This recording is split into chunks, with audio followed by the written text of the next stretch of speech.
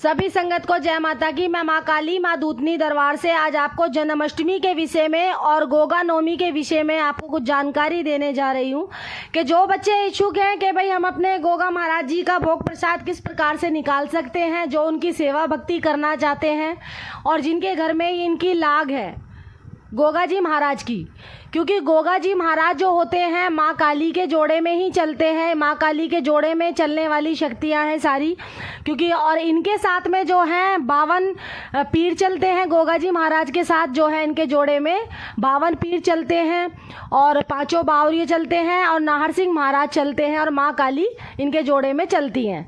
तो किस प्रकार से इनको भोग प्रसाद हम दे सकते हैं, कैसे ही हम जन्माष्टमी के साथ अपने कुल की शक्तियों को लेके चल सकते हैं।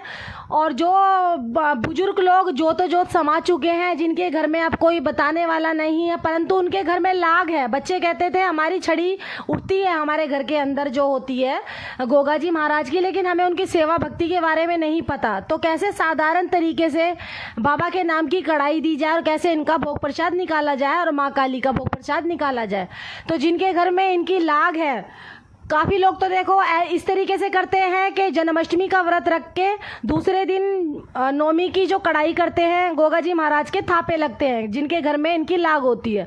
और जिनके घर में इनकी लाग नहीं होती है, जो जिनके घर में कुल के देवता खुद माने जाते हैं, जिनके घर में कोई 5 बावरियों में से एक भी बावरी नहीं होती, खुद ही उनके कुल के देवता होते हैं, तो उनके घर में जो होता है 1.25 महीने तक पूरा जो होता है 41 दिन तक भादवे महीने में इनके नाम का तेल का दीपक, घी का दीपक लगाया जाता है। इनकी सेवा में तेल का दीपक नहीं लगता है, घी का दीपक ही जलता है। गोगा जी महाराज की सेवा वो लोग करते हैं जिनके कुल के देवता माने जाते हैं।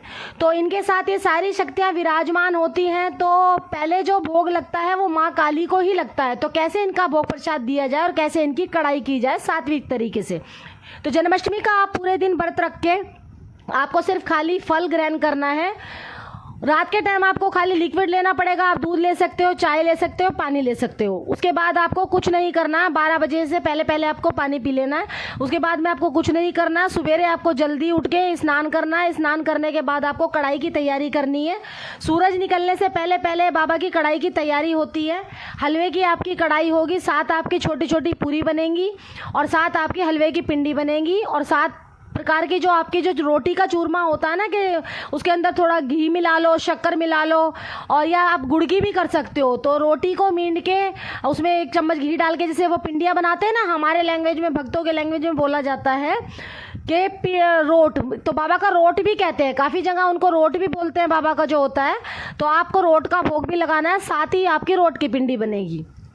पहला भोग आपका भगवती का जाएगा, माता महाकाली का। अंग्यारी पे आपको भोग देना है। माँ काली का जो भोग लगेगा 7 पूरी में से और 7 जो हलवे की पिंडी होगी उसमें से आपको माँ का भोग निकालना है, क्योंकि माँ का भोग पहले लगता है। उसके बाद में आपने देखा भी होगा कि जो गोगा मेड़ी पे है माँ का भोग, नाहर सिंह महाराज जी का भोग और बावरियों का भोग इनका साथ में कैसे दिया जाता है जो गोगा मेड़ी पे होते हैं। क्योंकि घर घर देखो भाई, किसी घर में तो देखो खुद भगत होते हैं, किसी की जानकारी की ज़रूरत नहीं होती है।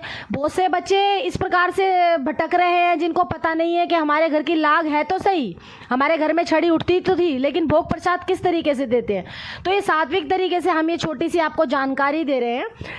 तो अब उसके बाद में आपको बाबा का भोग निकालना है, गोगा जी महाराज का। वो जो रोटी की आपने 7 पिंडियाँ बनाई है उसमें से आपको गोगा जी महाराज का भोग देना है। माँ काली के बाद भोग देने के बाद आपको नाहर सिंह महाराज जी का देना है, उसी रोटी के भोग में से जो आपने रोटी की पिंडियाँ बनाई है।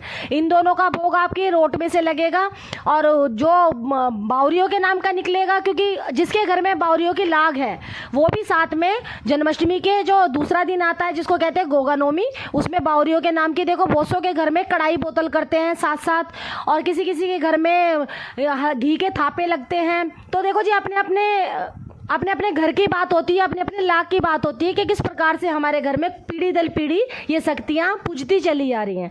लेकिन जिन बच्चों को पता नहीं है तो वो सात्विक तरीके से कर सकते हैं, साधारण तरीके से ये काम कर सकते हैं जिस प्रकार से हम भोग प्रसाद बता रहे हैं।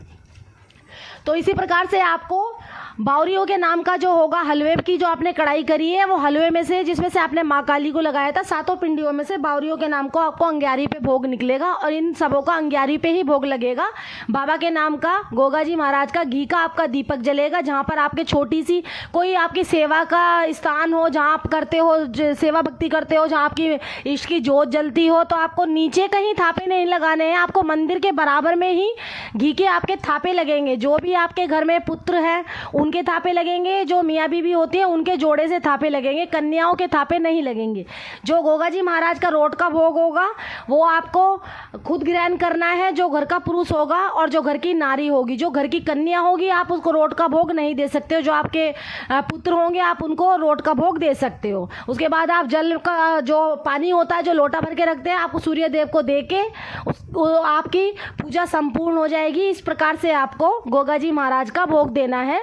माँ काली के साथ साथ आपका इन चारों का भोग निकल जाएगा। तो इसी प्रकार से आप अपनी कुल की शक्तियों को अपने इष्ट के साथ मना सकते हो, साधारण तरीके से, सात्विक तरीके से।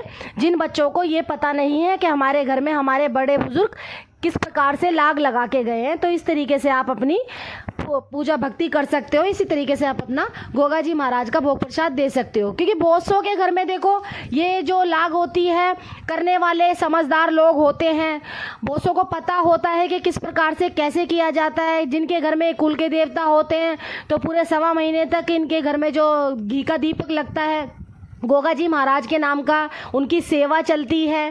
पूरे भादवे के महीने में वो अपनी सेवा उठाते हैं। और जिन बच्चों को पता नहीं है लेकिन अंदर से उनको लगता है कि हम भी बाबा की सेवा करें, हमारे घर में भी छड़ी उठती थी, और जिनके घर में माँ काली भी जोड़े में दुखती थी, तो वो बच्चे थोड़ा सा परेशान रहते हैं। तो उसी विषय में हमने छोटी सी जानकारी दी है। और 6 तारीख का कहीं कहीं देखो 6 तारीख की जन्माष्टमी मनाई जा रही है, कहीं पर 7 तारीख की मनाई जा रही है। तो दोनों दिनों को लेके चला जाए, गोगा नवमी जो पड़ रही है वो 8 तारीख की पड़ रही है। तो आप इसी तरीके से, इसी प्रकार से आप भोग प्रसाद दे सकते हो।